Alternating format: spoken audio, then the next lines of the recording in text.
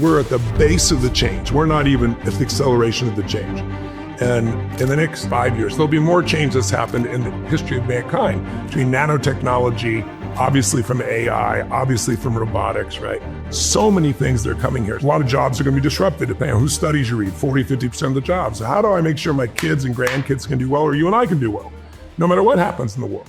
I think you need 3 skills. Skill 1, you get good at the recognition of patterns. Everything's patterns, history's patterns, financial patterns, company patterns. What you don't get angry all the time, you don't smoke all the time, or you don't drink all the time. You do those things when you're bored, or when you're triggered by sadness, or when you feel alone. So once you understand patterns, you have less fear because the world is in chaos anymore. And so I really started to get good at studying patterns of all sorts. And then the second skill, though, is if you can use the patterns, now you have power. You don't just know what's happening, you know how to use it. So that's what a great financial trader does. So I've worked with Paul Tudor Jones for 24 years, one of the greatest traders in history. It's all patterns. If you look at somebody who's great with music or singing, they know how to use the sound or the movement of the body to produce a result. A great director knows when to come in, when to come out, what to do with the music. But there's not unlimited patterns. And when you learn how to use them, it's like learning to play the other people's piano. But then the ultimate level is when you become a creator of patterns. That's when you're able to do things that no one else does. You become a master of your particular domain of focus. So I look at those 3 skill sets and I say, I want to make sure that I had that in as many areas as possible. And when I learned how to do that, that's when I started getting the calls, because I did it to me first. And then all of a sudden I get the phone call when the kid is suicidal. And knock on wood, I've never lost one. I've done thousands of them. And we've got, there's a documentary on Netflix called Tony Robbins, I'm Not Your Guru. Great. If you go there and watch it, you see it? Two people. Yeah. It's mind-boggling. And what happens is you get to see people, but you see them 5 years later too, and what's happened to them, which is pretty amazing because they're no longer suicidal, obviously. One of them is actually now a life coach in Berlin. That's right. Which is incredible. That's right. You've done your homework. So anyway, long story shortened, the bottom line is when I understood that, then that's how I started getting people like the President of the United States, or, somebody coming to me saying, what am I going to do? I remember I got a phone call in the middle of the afternoon one day. It's President of the United States, Bill Clinton, saying, they're going to impeach me in the morning. What should I do?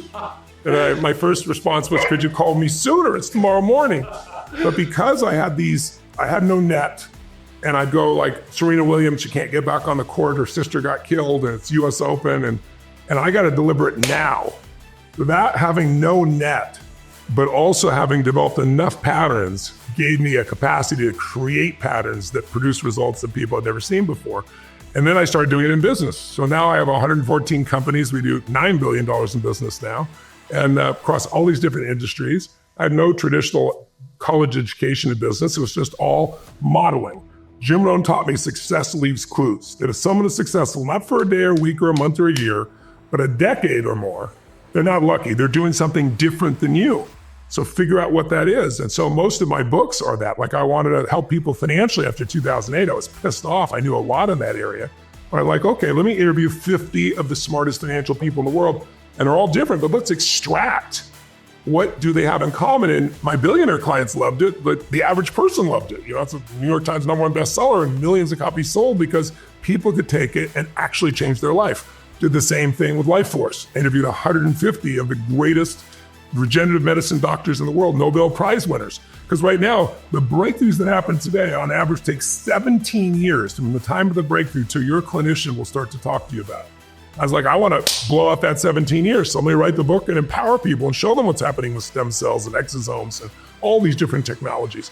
And so because of that, I'm able to expand so rapidly because I'm good at pulling out those patterns. And then I know how to put them in a format that makes people really change and has fun doing it. Because I believe that, look, we're not in an information culture anymore. The information society died a long time ago. There's too much information. You're drowning in information and starving for wisdom. But we are an entertainment culture today. So you got to capture people's attention. And most people don't have a long attention span. I got to hold them for 12 hours or 13 for 4 or 6 days. When they wouldn't sit for a 3-hour movie, someone spent $300 million on it, and they're a stadium of 20,000 people. I got to get the guy at the top to be engaged. I've learned how to do that. And it's a skill set to be able to do that.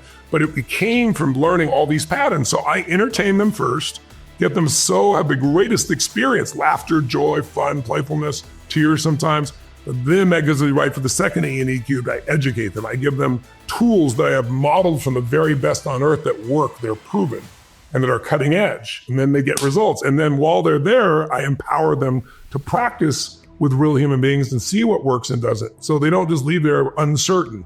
So that's why, one of the reasons why so many people get such lasting results is because we have a process, and we do it for everything. We're teaching finance or relationship, or how to shift yourself psychologically, emotionally, or how to shift your body.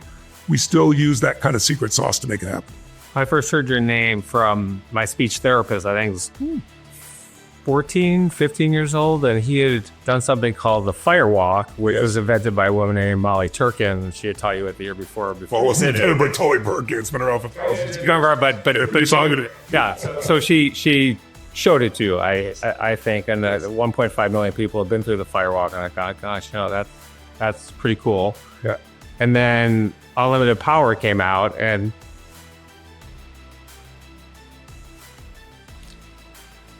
changed my life.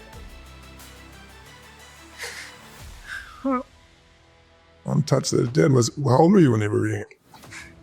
I was a freshman at Michigan, University of Michigan. I thought, just thinking about my speech and just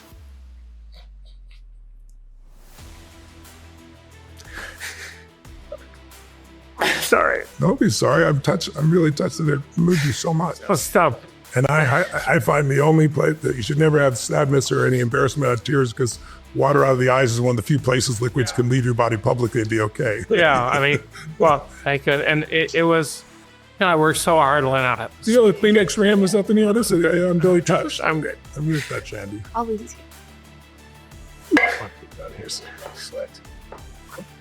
I suffered for so long, learning how to speech, and we go to McDonald's, so I learned how to say kind of a hamburger. I mean, it was just a lot of work every night, and I thought, I worked so hard to do that. I was a good student. That was something I can control. Yeah, I understand. The hardest worker. I mean, I graduated top 1% of my class at Michigan, and just worked my ass off. Yeah. And in that book, there were two things in that book that, from the same story which you've already told, that really made an impact. I mean, first of all, is your boldness 2 years before you wrote that book, when you went and said, I can improve your shooting by 50%. You had no training in pistol shooting. You never held a gun or shot a gun before, which is just mind-boggling. I'm like, God, how is that possible? Yes.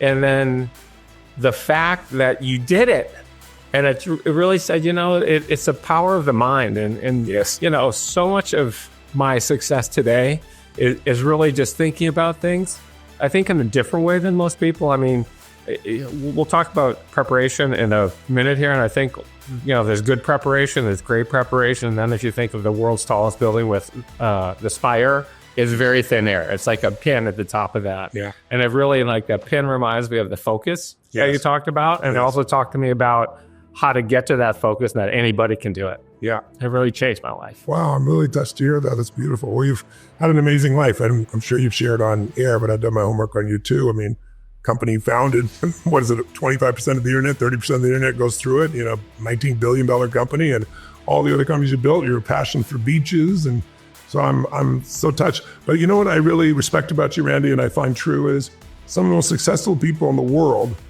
had pain initially that drove them, because it wasn't easy for them, so they'd overcome it. It's like you look and say, how is it somebody, you can give them all the love, support from a family, all the education, economic well-being, and they spend their life going in and out of rehab, and somebody else, life steps all over them, and somehow they develop a hunger to do more, to be more, to give more, to share more. And you obviously have that, and you lived your life that way. So when I agreed to this interview, because I saw the results that you created, because I have great respect for that, but I guessed, or hallucinated, I didn't know, I guessed that you probably had a pretty rough being. Now, you don't have to have a rough being to have that hunger. Yeah. But like I said earlier, would I really feed 1 billion people if I was well fed? Maybe I fed 100,000 people. I don't know. Maybe I fed 10,000. Maybe I fed 2. But I think it's important for people to know what you just experienced, that the worst of times really is designed to be the best of times, but it's our job to use it and not let it use us.